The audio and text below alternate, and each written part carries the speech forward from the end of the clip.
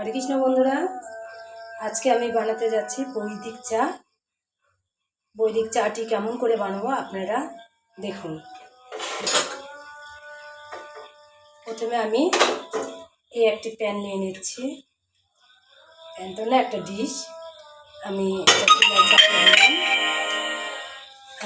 এতে ধনিয়া নিয়ে নিলাম 1 চামচ। যেহেতু আমি 2 কাপ চা বানাবো, এই জন্যে আমি ধনিয়া দিয়ে চা বানাবো। ধনিয়া নিয়ে নিয়েছি 1 চামচ। এটা নিয়ে নিয়েছি দারচিনি 1 টুকরা, 2টা সাদা ফল, 2টা লবঙ্গ এবং 2টা গোলমরিচ। এই দেখুন, এই কাপের সাহায্যে 2 কাপ দুধ দিয়ে আমি চা বানাবো। আমি এর আগে লাল চাও বানিয়েছি, ওটা আমি রেসিপিটি দিইনি, আরেকদিন দিবনি। আজকে আপনাদেরকে আমি এই বৈদিক চা বানিয়ে দেখাচ্ছি। হরে কৃষ্ণ। ডিশটি গরম হয়ে গেছে, এটা কড়াইয়ের মতন। এখন আমি এই ধনিয়াটা দিয়ে দিব, সঙ্গে এলাচ, এগুলো সব কিছু দিয়ে দিব। ধীরে আছে এটা সুন্দর করে আমি গরম করে নেব। বেশি জোরে আঁচ দিতে হবে না, বেশি জোরে চুলা জ্বালিয়ে দিই তাহলে ভালো হবে না। ধীরে ধীরে আছে আমি এটা গরম করে নেব। তো আপনাদেরকে চিনির কথা বলিনি, আপনারা যে যেমন মিষ্টি পছন্দ করেন সে তেমন মিষ্টি দিতে পারেন। খেয়াল রাখবেন ধনাটা যেন পুড়ে না যায়। সুন্দর একটি গন্ধ বেরোচ্ছে ধনিয়া থেকে,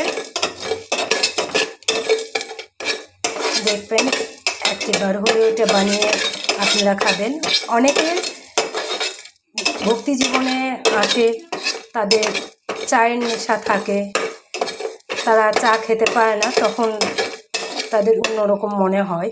কিন্তু আপনারা এইভাবে বৈদিক চা বানিয়ে খাবেন। এবং এটা তো আমরা যে কোনো প্রসাদই খাই ভগবানকে অর্পণ করে, তাই আমরা চা পাতি দিয়ে চা বানাবো না, ওটা আমাদের চলবে না, এটা নেশার মধ্যে পড়ে যায়। আমরা এইভাবে বানাবো, দেখতেই পাচ্ছেন। এটা ভগবানকে অর্পণ করব। আমার প্রায় ভাজাটা হয়ে আসছে, দেখুন লাল হয়ে আসছে। ধনাটা আপনারা প্রথমে ধুয়ে শুকিয়ে নেবেন। আমি কিন্তু এটা ধুয়ে শুকানো ধনা। এখন এতে আমি দিয়ে দিব চিনি।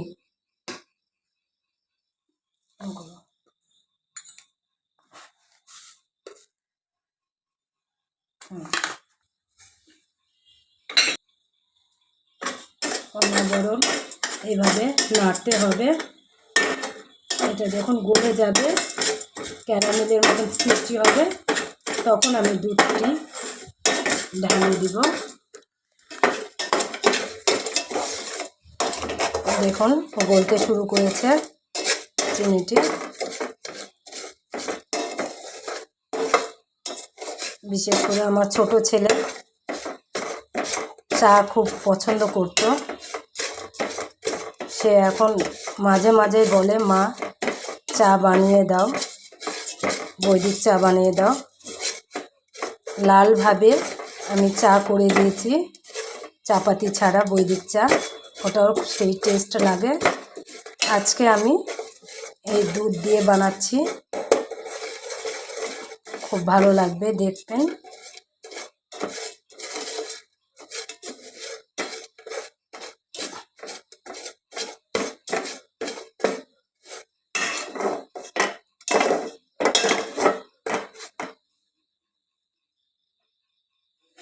এখন ক্যারামেল হয়ে গেছে, এখন এতে আমি দুধ দিয়ে দিব।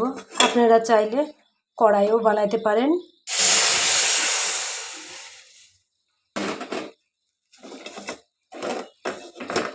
এটা এখন জমাট বেঁধে আছে, কিন্তু বলক দিলে জমাট খুলে যাবে। দেখুন বলক উঠে আসছে আমার, এই দেখুন সমস্ত ছড়িয়ে গেছে।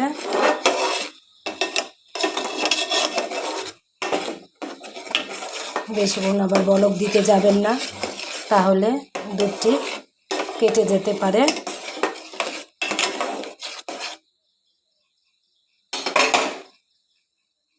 সুন্দর একটি কালার এসেছে, যেমনটি দুধ চায়ের কালার হয় ঠিক তেমনটি। আমি এটা এখন নামিয়ে দিব।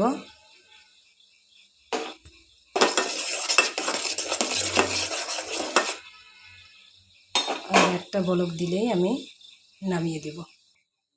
দেখুন বন্ধুরা, কত সুন্দর চাটা হয়েছে। আমি এখন আমার গোপালকে চাটা দিতে যাচ্ছি।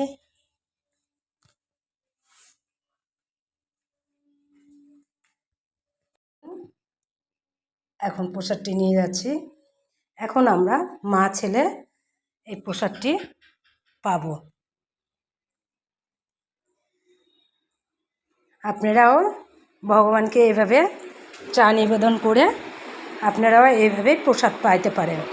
এই যে আমার ছোট প্রভু বসে গেছে চা খাওয়ার জন্য। আমি ঢেলে দিয়ে দিলাম, ছেলেকেও দিলাম, আমিও নিলাম। ছেলে খেয়ে দেখো কেমন হয়েছে, কেমন হয়েছে, মজা।